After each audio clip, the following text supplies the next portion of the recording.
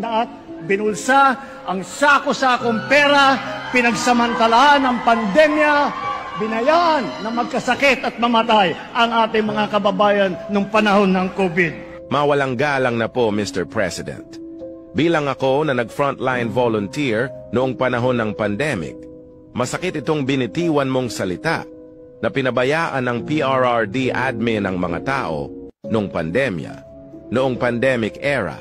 Bukod sa sako-sakong bigas at ulam ang pinamamahagi, may cash assistance pa noon.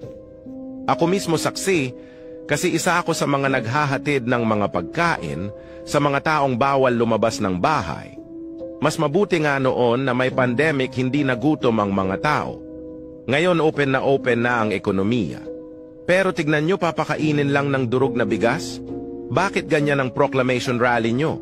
Wala bang mga achievement yang mga senatorial lineup nyo na pwedeng ipagmalaki? Sa bagay, ang kaya lang naman nilang ipagmalaki ay yung gastos ninyo sa kampanya na bilyon-bilyon.